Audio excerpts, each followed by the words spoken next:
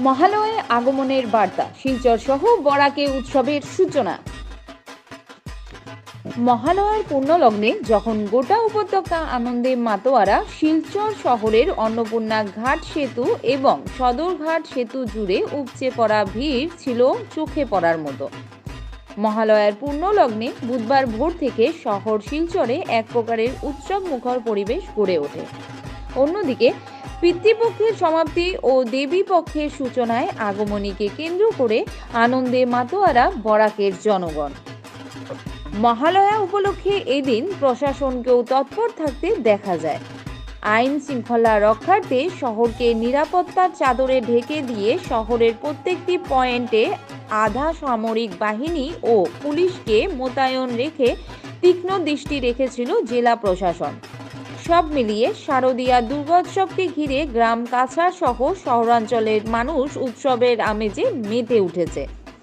অন্যদিকে পিতৃপক্ষের অবসান ঘটিয়ে অনেকেই পূর্বপুরুষদের সহ বিগত বংশ পরম্পরাকে শ্রদ্ধা জ্ঞাপন করে তিল জল প্রদান করতে তর্পণ করতে দেখা যায়। অনেকেই পিণ্ডদান করে বিদেহী আত্মার শান্তি কামনায় পূর্বপুরুষদের শ্রদ্ধা জ্ঞাপনও করেন। পুরোহিতরা মন্ত্রমুগ্ধের মাধ্যমে সনাতনী রীতিনীতি অনুযায়ী তর্পণ ও পিণ্ডদান করতেও দেখা যায় বরাক নদীর তীরে। তবে শিলচর শহরের বেশ কটি নদীর ঘাটে হাজারেরও অধিক মানুষ তর্পণ ক্রিয়া করলেও তারা অনেকেই ঘাটে পর্যাপ্ত সুবিধা যেমন বাথরুম এবং অপেক্ষাগার সহ সিঁড়ির ব্যবস্থা করে দেওয়ার দাবি জানিয়ে শিলচরের জনপ্রতিনিধিদের দৃষ্টি আকর্ষণ করেন শিলচরের সচেতন নাগরিক। সব মিলিয়ে মায়ের আগমনের বার্তা বহন করে মহালয়ার পুণ্যলগ্ন, তাই প্রকৃতির অনুকূলে আজও পুজোর আনন্দ বইছে বরাক উপত্যকার সর্বত্র। শিলচর থেকে তাপস নাথের রিপোর্ট, সুদর্শন নিউজ বাংলা।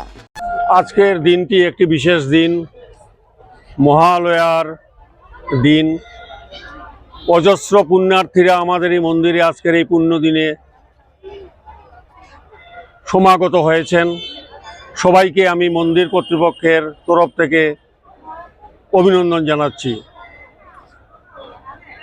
মা দুর্গা আসছেন, সবার মনে, আমাদের সবার মনে যেন আনন্দ। একটি বিশেষ আবেদন থাকলো সবার প্রতি, আমাদের সনাতন ধর্মীয় রীতিনীতি অনুসরণ করে আপনারা শ্রদ্ধা নিবেদন করবেন মা দুর্গার কাছে, যাতে এই জগতের বিশেষভাবে সনাতনের যাতে মঙ্গল হয়। আমরা সবাই সনাতনী ভাই বন্ধুরা পুজোর দিনে আনন্দ উৎসব সঙ্গে যাতে আমাদের ধর্মীয় ভাব মিশ্রিত থাকে, কোনো ধরনের যাতে উচ্ছৃঙ্খলতা না দেখতে পাওয়া যায় সেদিকে আপনারা দৃষ্টি রাখবেন।